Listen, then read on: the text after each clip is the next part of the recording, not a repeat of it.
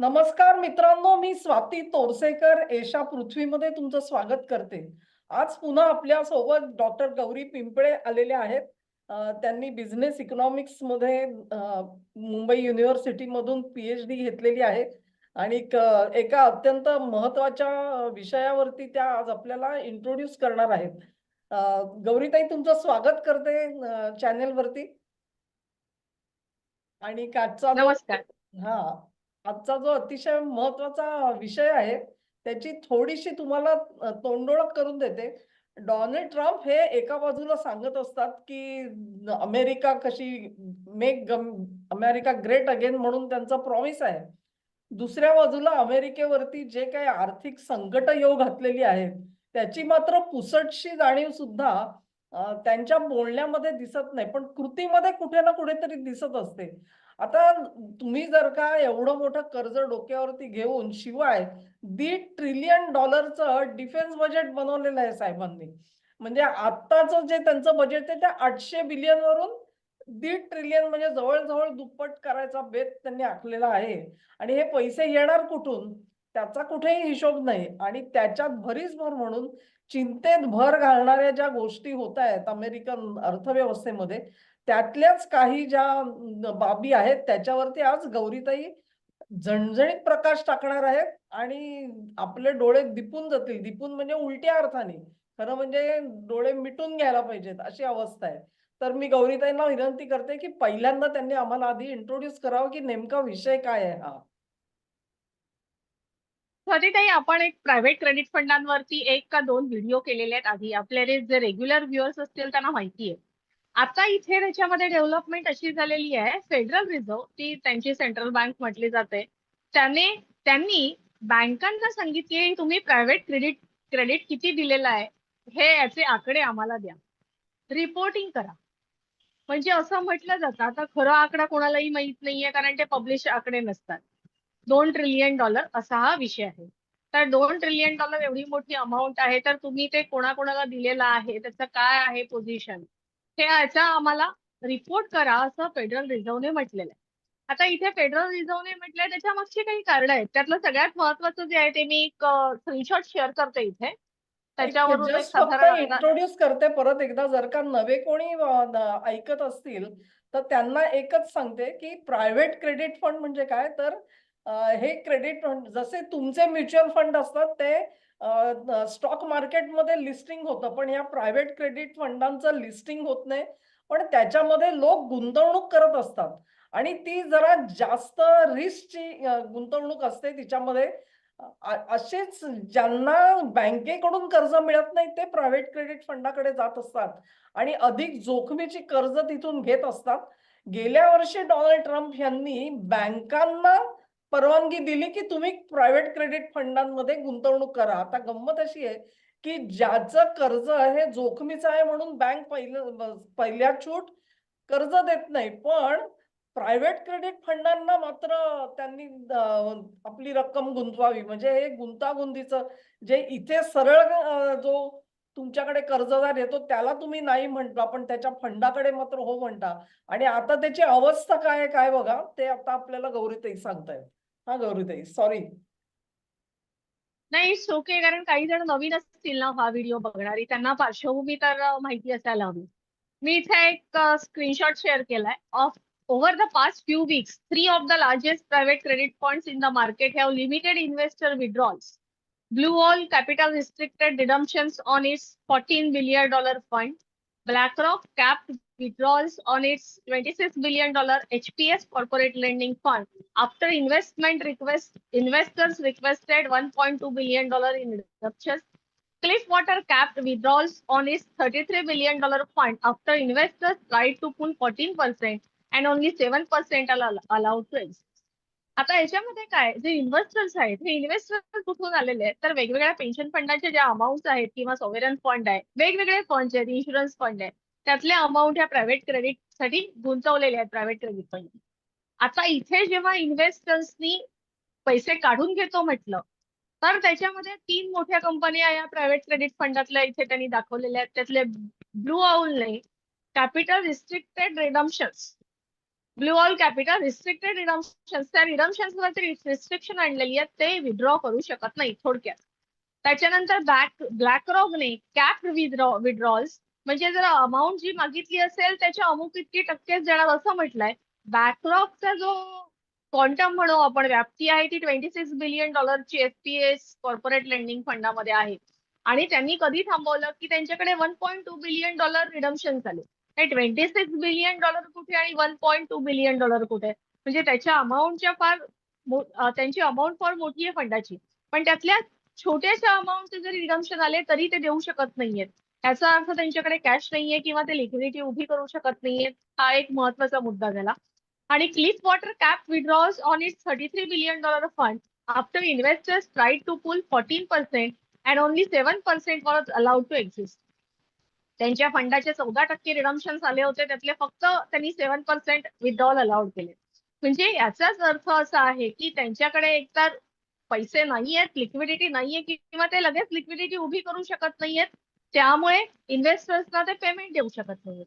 आता इथे गडबड कुठे झालेली आहे, जरी ते पेन्शन फंड, सॉव्हरेन फंड किंवा इन्शुरन्स फंड जरी असले तरी त्याच्यामध्ये ते फक्त अमेरिकेचे नाही आहेत, ते युरोप मधले आहेत, एशिया मधले आहेत, चीन मधले आहेत, मिडल ईस्ट कंट्रीज मधले आहेत. अशा वेगवेगळ्या देशातली इन्व्हेस्टमेंट ह्या प्रायव्हेट क्रेडिट फंडांकडे आलेली आहे. आणि ती पेन्शन फंड आणि वेगवेगळ्या प्रकारचे जे विश्वासार्ह फंड आहेत त्यातली अमाऊंट ती प्रायव्हेट क्रेडिट मध्ये गुंतवलेली. त्याच्या पुढची गोष्ट अशी झाली की त्याच्यामधल्याच एक मोठी कंपनी आहे अपोलो म्हणून. या अपोलोचा जो सीईओ आहे तो म्हणतो की रिअल व्हॅल्युएशन माहितीच नाहीये. म्हणजे ज्या कंपनीच्या व्हॅल्युएशन वरती लोन दिलं गेलेलं आहे, प्रायव्हेट क्रेडिट दिलं गेलेलं आहे, त्या प्रायव्हेट इक्विटीचं व्हॅल्युएशन प्रॉपर नाहीये. इट इज इन्फ्लेटेड असं त्यांचं म्हणणं आहे. म्हणजे ते जसं फुग्यामध्ये हवा भरलेली असते तसं ते हवा भरलेली आहे त्या व्हॅल्युएशन मध्ये. म्हणजे समजा कंपनीची ऍक्च्युअल व्हॅल्युएशन $50 बिलियन असेल तर त्यांनी ते $150 बिलियन करून ठेवलं असेल आणि अकॉर्डिंगली जर त्यांना लोन मिळालं असेल तर मग पुढे काय, हा प्रश्न इथे उभा राहतो की इथे जर रेग्युलर त्यांना पेमेंट मिळत नाही. आता त्याचा डिफॉल्ट रेट पण वाढलेला आहे, जवळजवळ 12% झालेला आहे प्रायव्हेट क्रेडिटचा डिफॉल्ट रेट. एक म्हणजे मिनिट जरा फक्त थोडस सांगते मध्ये की प्रायव्हेट क्रेडिट फंडांकडे लिक्विडिटी नाही म्हणजे काय हे थोडस आपण समजून घेऊया.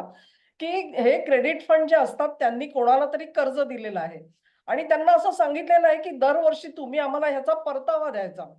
आणि त्यांनी समजा मी ₹100 गुंतवले गौरीताईंकडे आणि गौरीताईंनी ते आणखी दुसऱ्या कंपनीला दिलेले. ती दुसरी कंपनी जेव्हा त्यांना त्याचा परतावा म्हणजे इंटरेस्ट देते त्यातून ते मला इंटरेस्ट देतात. साधारणपणे असं म्हटलं जातं की हे प्रायव्हेट क्रेडिट फंड जे आहेत ते स्वतः साधारण 12 ते 15% कमवत होते आणि आपले जे गुंतवणूकदार आहेत त्यांच्याकडे ते 7 ते 10% देत होते. आता त्यांना तो परतावा मिळेनासा झालेला आहे. म्हणजे एक तर त्यांना त्याचं व्याज ज्यांनी कर्ज घेतलं त्या कंपन्या देत नाहीयेत किंवा ज्यांचं कर्ज ड्यू झालेलं आहे ते कर्जच मुळात फेडत नसतील, म्हणजे म्हणून त्यांच्याकडे फंड्स नाहीत. आणि म्हणून मी जेव्हा गौरीताईंना सांगते की बाबा माझ्या ₹100 मला ₹15 काढू द्या, तेव्हा गौरीताई म्हणतात ₹15 नाही काढायचे, मी तुम्हाला फक्त ₹7 देऊ शकतो. अशी अवस्था आलेली आहे. याचा अर्थ असा की हे प्रायव्हेट क्रेडिट फंड जे आहेत ते दुसऱ्या शब्दात सांगायचं झालं तर दिवाळखोरीच्या मार्गावरती चाललेले आहेत. आता गौरीताईंचं परत एकदा ऐका. आता मी परत एक शेअर करते, एक स्क्रीनशॉटच आहे तो पण माझ्याकडे. अपोलोचा जो एक एक्झिक्युटिव्ह आहे तो काय म्हणतोय बघूया. At the same time, Apollo executive John Zito publicly said private equity marks are wrong across the board. Private equity marks म्हणजे हे व्हॅल्युएशन हे सगळीकडे रॉंग आहे. He said he literally thinks all the marks are wrong. His estimate loans to a typical mid-sized software company bought between 2018 and 2022 could recover only 20 to 40% on the dollar in a slowdown. That implies losses of 60 to 80%. म्हणजे समजा आपण म्हटलं की $100 billion कर्ज दिलेलं आहे तर त्यातलं फक्त 20 ते 40 बिलियन एवढंच रिकवर होऊ शकतं. उरलेलं 60 ते 80 बिलियन गेले हवेत उडून, असा त्याचा थोडक्यात अर्थ आहे. म्हणजे हे जर त्यातला एक अपोलो ही पण प्रायव्हेट क्रेडिट फंडाचीच एक कंपनी आहे. त्यातला एक्झिक्युटिव्ह जर असं स्ट्रेट सांगतोय तर याचा अर्थ wrong valuation, all marks are wrong, म्हणजे व्हॅल्युएशन त्यांचं तिथे चुकीचं आहे. कमी व्हॅल्यू असलेल्या कंपनीला हायर व्हॅल्युएशन देऊन त्यांनी जी लोन दिलेली आहे त्याच्यामधून मिळणारी रिकव्हरी फक्त 20 ते 40%, म्हणजे 60 ते 80% हा लॉस आहे. आणि तो लॉस फक्त त्या प्रायव्हेट क्रेडिट फंडांचा नाहीये, तर त्याच्यावर अवलंबून असलेले जे बाकी सगळे इन्व्हेस्टर्स आहेत त्यांचा सगळ्यांचा लॉस आहे. म्हणजे त्यांनी गुंतवलेल्या पैशांपैकी आता इथे जर क्रेडिट फंडांनाच 20 ते 40% एवढे मिळाले, तर जे इन्व्हेस्टर्स आहेत त्यांना काही 20 ते 40% मिळणार नाही, तर त्यांना त्याच्यापेक्षाही कमी रक्कम मिळेल. म्हणजे इन्व्हेस्टर्सना फार अतिशय कमी रक्कम 10 ते 15% मिळेल असं म्हटलं तरी झाले. म्हणजे इन्व्हेस्टमेंटने जर 100 रुपये गुंतवले असतील तर त्यांचे जवळजवळ 80 ते 85 रुपये गेले. जेमतेम 15-20 रुपये त्यांना मिळाले. असं काही अशी काहीशी गडबड होण्याचे चान्सेस तिथे दिसत आहेत. आणि आता त्याच्यामुळेच फेडरल रिझर्व्हने सांगितलंय की तुम्ही आम्हाला रिपोर्ट करा की तुम्ही किती अमाऊंट दिली आहे, कोणाला दिली आहे आणि कोणत्या कंपन्या आहेत. म्हणजे सोप्या शब्दात जर का सांगायचं झालं तर समजा मी माझं घर गहाण टाकलंय, म्हणजे ही प्रायव्हेट क्रेडिट फंडाकडे तसं नाही करत, पण समजा मी घर गहाण टाकलंय समजा बँकेला आणि त्याची किंमत मार्केट व्हॅल्यू समजा 1 कोटी आहे. बँकेने असं दाखवताना दाखवलंय की ती 3 कोटी आहे आणि त्याच्यावरती मला कर्ज दिलं समजा त्या बेसिसवरती, तर काय होईल? जर का मी कर्ज फेडू शकले नाही तर बँक जेव्हा माझं घर विकायला जाईल, ऑक्शन मध्ये काढेल, त्यावेळेला त्यांना 3 कोटी नाही मिळणार आहेत, कारण मुळातच ती वाढवलेली व्हॅल्यू आहे. हे गौरीताई सांगतायत. म्हणजे ज्या कंपनीकडे 100 रुपये सुद्धा त्यांची हे नाही, ऐपत नाही, त्यांना 300 रुपये देऊन ठेवलेले आहेत कर्ज म्हणून आणि आता ते फेडता येत नाहीत. तर ते फेडतील किती? तर 20% फेडतील किंवा 40% फेडतील फक्त.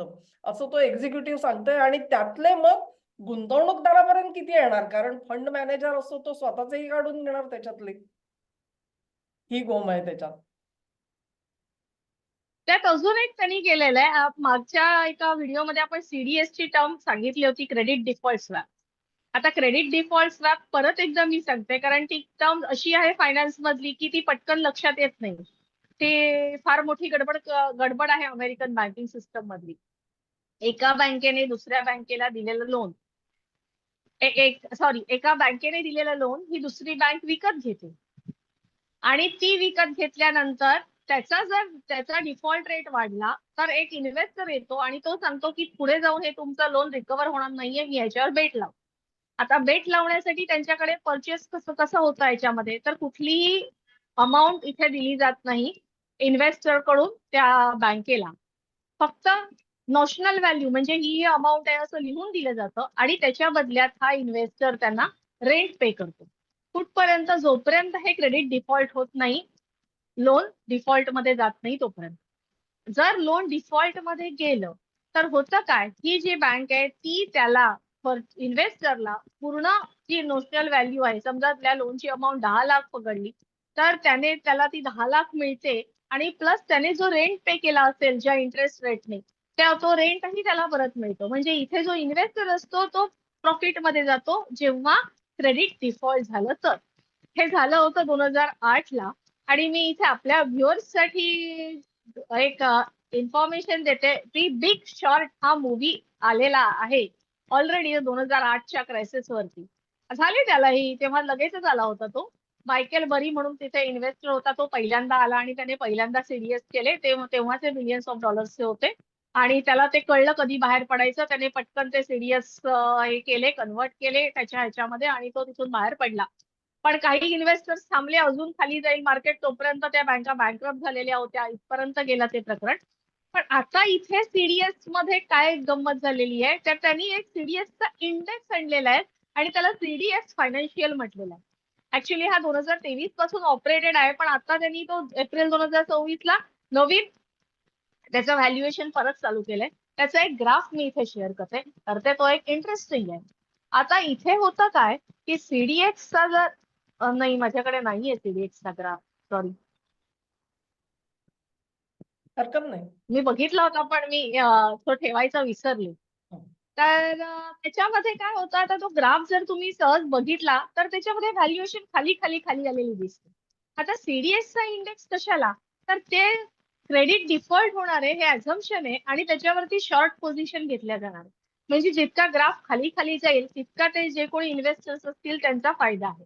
म्हणजे याच्यामध्ये पण जरी ते आपल्याला दिसतंय की आता बँकिंग सिस्टमला धक्का बसेल, फार मोठा नाही बसला तरी थोड्या सेक्टरला तर नक्कीच बसेल, असं असतानाही त्यांनी त्या इंडेक्स नवीन तो हे केलेला आहे, पब्लिकली पब्लिश केलेला आहे आणि त्याचा डेटामध्ये तो ग्राफ आपल्याला खाली खाली खाली जाताना दिसतो. म्हणजे अकॉर्डिंगली हे जे काही मोठे इन्व्हेस्टर्स असतील, जेपी मॉर्गन म्हणा, मॉर्गन स्टॅनली म्हणा, बँक ऑफ अमेरिका, मोठे इन्व्हेस्टर्स आहेत, ते त्याच्यावरती शॉर्ट पोझिशन लावतील आणि मग त्यांचे त्यांचे पैसे निघतील, पण मुळात ज्यांनी इन्व्हेस्ट केलेत त्यांचे मिळणार नाही.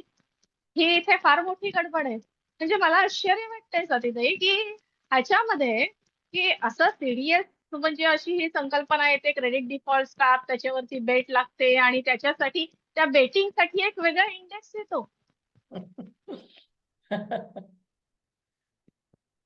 म्हणजे म्हणजे काय थोडक्यात काय म्हणायचं. तर दिवाळखोरीवरती सुद्धा सट्टा लावायचं काम चालू आहे. अगदी अगदी फारच अट्टल सट्टेबाज आहेत अमेरिकन. आणि आपण त्यांना आर्थिक महासत्ता म्हणतोय, हा प्रश्न आहे. आर्थिक महासत्ता म्हणजे माझं चुकत असेल तर गौरीताई सांगतील, पण काय होतं जगामध्ये, समजा कंझ्युमर गुड्स घ्या तुम्ही, जर का 100 रुपयाच्या समजा विकल्या जात आहेत संपूर्ण जगभरात, त्यातल्या 27 रुपयाच्या अमेरिकेत विकल्या जातात, ही त्यांची स्ट्रेंथ आहे खरी. आणि उरलेल्या जगामध्ये उरलेले म्हणजे साधारण किती 70-73%. त्यामुळे होतं काय की जसा तो एक गठ्ठा ग्राहक तिकडे असल्यामुळे त्या देशाला किंमत भरपूर आहे. पण जेव्हा तिथे तो ग्राहक उरणार नाही आणि त्याची क्रयशक्ती संपेल, त्याची पर्चेसिंग पॉवर कमी होत जाईल, तसतशी ही जी वट आहे ना, ती वट कमी होत जाणार आहे. कारण साधी गोष्ट आहे, समजा तुम्ही एक कंपनी चालवताय आणि तुम्ही सेल करताय, तुमच्याकडून असा 25-30% माल एक रकमी उचलणारा जो ग्राहक असतो, तो तुमच्यासाठी मोठा अगदी भगवान असतो. पण तोच जर का 30%च्या ऐवजी तुमच्याकडून 5%, 10% घ्यायला लागेल, तर तुम्हाला त्याची तेवढी किंमत उरणार नाही, कारण तुम्हाला इतरांकडे जावं लागेल आणि बाबा रे तू माझं घे म्हणून सांगावं लागेल, बरोबर? अशी अवस्था अमेरिकेची होऊ शकते आता. आणि ती क्रयशक्ती, म्हणजे मला वाटतं मी एका ह्याच्यामध्ये ऐकलेलं होतं की शेअर मार्केट पडलं तर आपण खूप सगळे सावध असतो, अरे मार्केट पडलं, मार्केट पडलं. पण शेअर मार्केट पडलं ना तर समाजामधल्या खूप कमी जो पर्सेंटेजचा हे आहे, जनता आहे, तिला अफेक्ट होतं. म्हणजे एक तर थेट गुंतवणूकदार असेल तर, आणि एखादी कंपनी जर का दिवाळखोरीकडे जाणार असेल तर त्यांचे आपण धरून चालू कर्मचारी वर्ग. पण ज्या वेळेला असे सरकारी कर्जरोखे किंवा हे प्रायव्हेट क्रेडिट फंड हे ज्या वेळेला बुडीत खाती जायला लागतात, तेव्हा ते अख्खी अर्थव्यवस्था हादरवून सोडतात. आणि अख्खी अर्थव्यवस्था हादरते म्हणजे तो क्रायसिस आहे, तो घराघरापर्यंत पोहोचतो, जसा तो 2008 साली अमेरिकेमध्ये बघायला मिळाला होता आपल्याला. आणि म्हणून अगदी आता हे जर आर्थिक महासत्ताचा उल्लेख झाला, त्याच्यामध्ये जसा त्यांची क्रयशक्ती जास्त आहे तसं अजून एक गोष्ट त्यांच्याकडे खूप चांगली होती की त्यांच्याकडे प्रोडक्शन हे फार चांगल्या प्रकारे होत होतं आणि जगातलं सगळ्यात चांगल्या लेवलचं बेस्ट क्वालिटी प्रोडक्शन होत होतं. त्याच्यामध्ये अमेरिकेने गडबड कुठे केली सांगते. अमेरिकेने जसं स्वतःकडचं प्रोडक्शन कमी झालं तसं ग्रॉस डोमेस्टिक प्रोडक्ट्स बरोबर क्रॉस नॅशनल प्रोडक्टचे आकडे अमेरिकेबरोबर सगळे देश पब्लिश करत होते.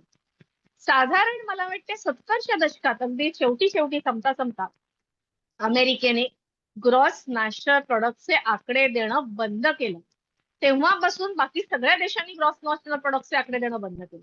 ग्रॉस नॅशनल प्रोडक्ट मध्ये होतं काय, ऍक्च्युअल प्रोडक्शन किती झालंय वेगवेगळ्या प्रकारचं एखाद्या देशामध्ये ते कळतं. अमेरिकेने फक्त जीडीपी बेस संकल्पना ठेवली आणि ती पण एक्सपेंडिचर मेथड, इन्कम मेथडने कोणीही कॅल्क्युलेशन करत नाही, एक्सपेंडिचर मेथड.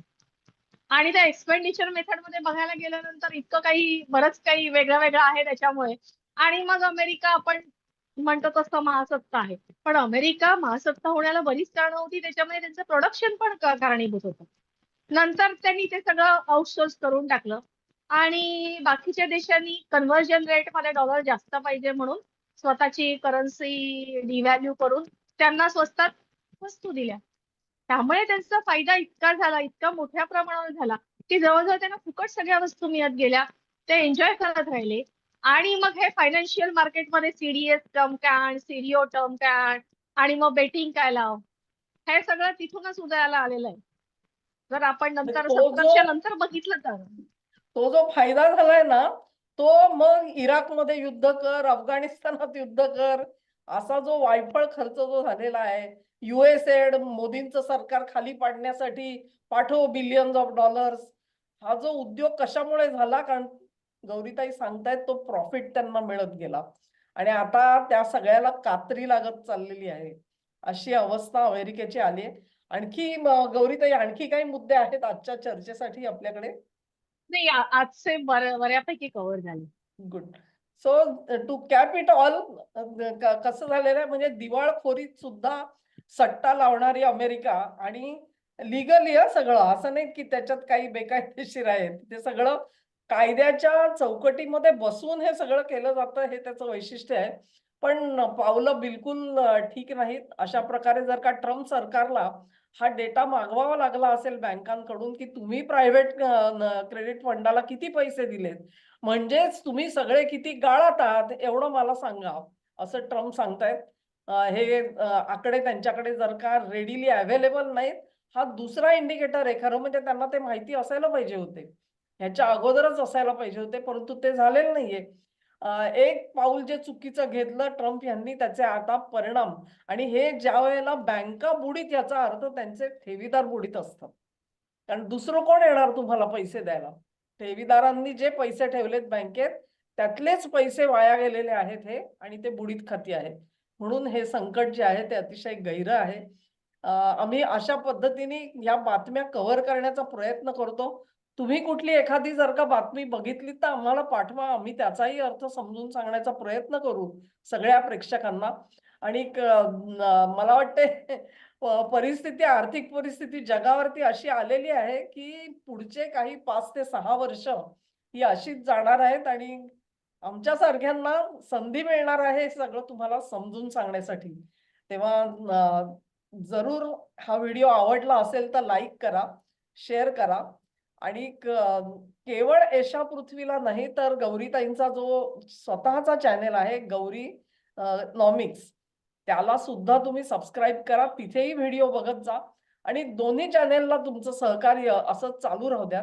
आजच्या दिवशी वेळ काढून गौरीताई आपल्या बरोबर आल्या आणि हे सगळं समजून सांगितलं, त्यासाठी मी त्यांचे खास आभार मानते, आणि यापुढे त्या वारंवार येत राहतील अशी आशा व्यक्त करते. नमस्कार. धन्यवाद.